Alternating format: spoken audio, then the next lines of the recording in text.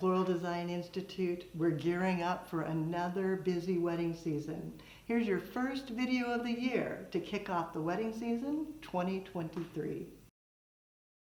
The star of the bouquet, the beautiful Princess Maya rose from gardenrosesdirect.com. They're wonderfully long-lasting, huge petal count, delightful fragrance. To enhance a few accenting blooms from florabundance.com. The base, a large cluster of Dusty Miller, and then everything can feed into that.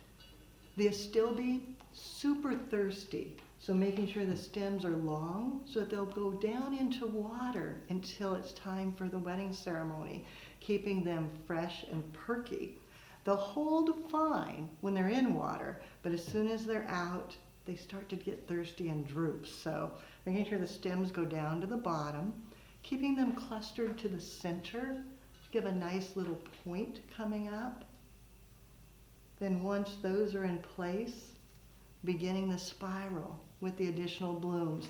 The Princess Maya, so fabulous. Tucking it in, giving it a twist. Again,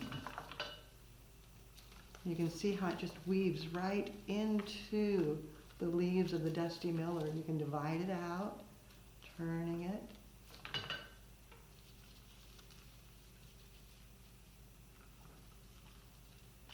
Adjusting as things shift.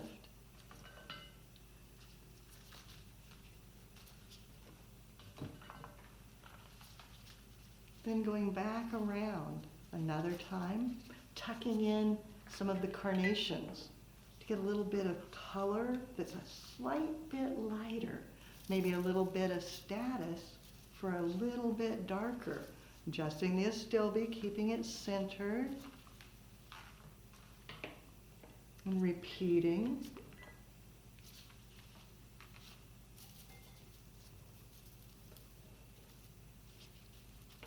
And turning again. Clustering it tight so that as it does dehydrate, everything will support everything else, keeping it looking fresh and fabulous for as long as possible. The base is there. Now just go back and enhance, adding a few more blooms. You can alternate between carnations and roses as you desire, adjusting, ending up with two carnations together there, maybe another rose over here. And you can see how the colors of the roses vary slightly from a more pinky to a more coral to almost a blush. That's one of the beauties of the Princess Maya. As they open, they evolve in their colors, and it changes, adds such character to the bouquet. Maybe a little bit more status on this side. And I can go in and give it a tug, pulling up a little bit in the center to loosen things, and turning.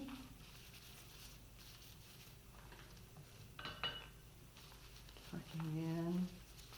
Then looking for balance. Make sure that everything's right where you want it. Adjusting for color. Then last, going back with a little more Dusty Miller and adding a collar around the outside. When you're done, using bind wire, go ahead and tie it off securely. Wrap tightly above your hand, going around 3 times, making sure that it's nice and secure. Then twisting it together. Then cutting it longer than what you really want it to be when you're done, because you want to be able to set it into a vase of water so that it drinks until the day of the wedding. So I always leave the stems longer than I really want them so that they'll reach the bottom of the vessel. And then I can cut them shorter later when I'm getting ready to deliver. For a luxurious touch, the addition of cymbidium orchid blooms, just cutting them from the stem, then placing them in a water tube. Cut the neck so that it's not too tight. Slide that down in. And then using your Oasis Flow adhesive, just a little bit of glue on the tube. And then slide it into the bouquet in between the blooms, reflexing the petals, and adding a touch of beauty. The recipe: 12 of the Princess Maya roses, 12 of the blush carnations, 5 stems of astilbe, and then 1 stem of cymbidium, about half a bunch of Dusty Miller. Everything came from gardenrosesdirect.com and Florabundance. Once you've let it sit in the cooler overnight drinking water, go ahead, deliver, and at the last minute, cut the stem shorter and wrap with a little bit of ribbon to conceal your mechanics. We all know the 2022 wedding season was crazy busy.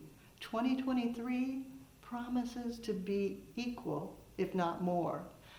First bouquet of the year for us. How many will you be creating?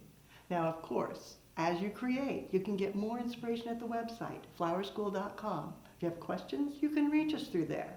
But I would love to see what you do. So be sure to take a picture of everything you make, post it on social media, and hashtag Floral Design Institute. That way we all can see what you do as you do something you love.